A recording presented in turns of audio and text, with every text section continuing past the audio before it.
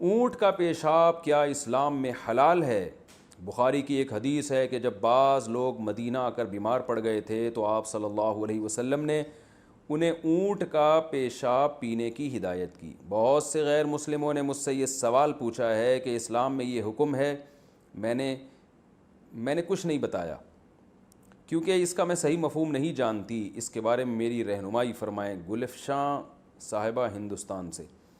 صحیح ہے، بخاری صحیح مسلم کی حدیث ہے، قبیلہ عرانیین کے کچھ لوگ آئے تھے، وہ اصل میں تھے منافق، اور وہ صحابہ کو دھوکے سے لے گئے، انہوں نے لے جا کے قتل کر دیا۔ تو جب وہ مدینہ آئے تھے تو ان کے پیٹ میں درد تھا، تکلیف تھی، پیٹ پھولنے لگے تھے ان کے، آپ صلی اللہ علیہ وسلم نے حکم دیا اشربوا من البانہا و ابوالہا، ان کو اونٹوں کا دودھ پلاؤ اور پیشاب، بول کی جمع ابوال آتی ہے۔ تو اس حدیث کی بیس پہ بعض فقہا اس کے قائل ہیں کہ اونٹ کا پیشاب حلال ہے اور بیماری میں پیا بھی جا سکتا ہے، لیکن امام ابو حنیفہ اور بعض دوسرے فقہا اس طرف گئے ہیں کہ اونٹ کا پیشاب بھی اسی طرح حرام ہے جیسے دوسرے جانوروں کا پیشاب حرام، اور بالکل اسی طرح ناپاک ہے جیسے دوسرے جانوروں کا پیشاب ناپاک ہے۔ اور اس کے دلائل بھی بہت واضح ہیں کہ نبی صلی اللہ علیہ وسلم نے حکم دیا استنزہوا من البول فإن عامۃ عذاب القبر منہ، آپ صلی اللہ علیہ وسلم نے فرمایا پیشاب سے بچو، یعنی چھینٹوں سے بھی بچنے کا حکم دیا، اور فرمایا کہ اکثر عذاب قبر پیشاب کی وجہ سے ہوتا ہے۔ تو اس میں آپ نے فرق نہیں کیا کہ کس کا پیشاب، ہر قسم کا پیشاب اس میں داخل ہے۔ دوسری بات یہ کہ اس حدیث سے اگر یہ ثابت ہوتا کہ پیشاب اونٹ کا اسلام میں حلال ہے یا پیا بھی جا سکتا ہے تو صحابہ نے کسی نے تو اس حدیث پر عمل کیا ہوتا۔ ہم دیکھتے ہیں کہ اس کے بعد بھی ہمیں کوئی ایسی حدیث نہیں ملتی جس میں اونٹ کا پیشاب پینے کا کوئی ذکر ہو، اور کسی صحابی کا کوئی ایک واقعہ بھی ہمیں ایسا نہیں ملتا، حالانکہ پیٹ کی بیماریاں تو تھیں اس دور میں بھی اور بعد میں بھی ہوئی ہیں، کسی نے بھی نہیں پیا۔ تو امام حنیفہ اور بعض فقہا کے نزدیک اس حدیث کا یہ ایک جزوی واقعہ ہے، یہ کوئی قاعدہ کلیہ نہیں ہے کہ آپ صلی اللہ علیہ وسلم کو بذریعہ وحی علم ہو گیا تھا کہ ان لوگوں کی بیماری کا علاج اونٹ کے پیشاب کے علاوہ کسی دوسری چیز میں نہیں ہے۔ تو ظاہر ہے جب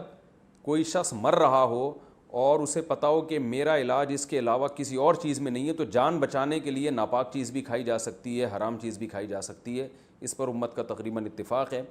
تو ناپاک ہونے کے باوجود چونکہ ان کی بیماری کا علاج اونٹ کے پیشاب کے علاوہ کسی اور چیز میں نہیں تھا، اور یہ بات آپ صلی اللہ علیہ وسلم کو بذریعہ وحی پتہ چلی ہوگی، وحی کا دروازہ کھلا ہوا تھا، اب وحی کا دروازہ بند ہے۔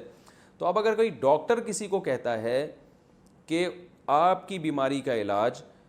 پیشاب اونٹ کے پیشاب کے علاوہ کسی بھی چیز میں نہیں ہے تو اس کے لیے حلال ہے، بلکہ اگر کوئی میڈیکل سائنس یہ کہتی ہے کہ آپ کے بیماری کا علاج گائے کے پیشاب یا فلاں جانور کے نجاست کے علاوہ کسی بھی چیز میں نہیں ہے تو یہ بھی جائز ہے، کیونکہ جان بچانا فرض ہے،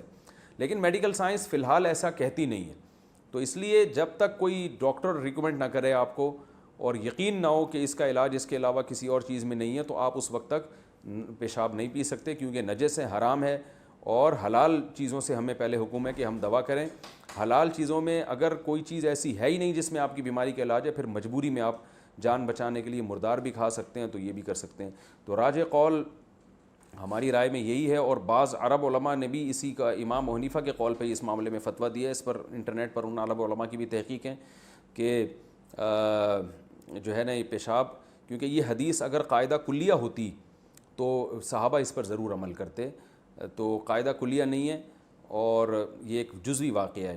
اور اللہ کے نبی کو علم ہو گیا ہوگا۔ باقی پیشاب کے بارے میں جو وعیدیں ہیں وہ شدید ہیں، ان میں ہر قسم کا پیشاب شامل ہے، اور آپ صلی اللہ علیہ وسلم کے بعد صحابہ کرام نے بھی کبھی اونٹ کے پیشاب کو پاک نہیں سمجھا، ہمیں کوئی ایک صحابی بھی نہیں ملتا جنہوں نے یہ کہا ہو کہ اونٹ کا پیشاب آپ پی سکتے ہیں، آپ کے لیے جائز ہے۔ تو اس لیے اونٹ کا پیشاب بھی اسی طرح ناپاک ہے جیسے دوسرے جانوروں کا پیشاب ناپاک ہے، بکری کا اور دمبے وغیرہ کا۔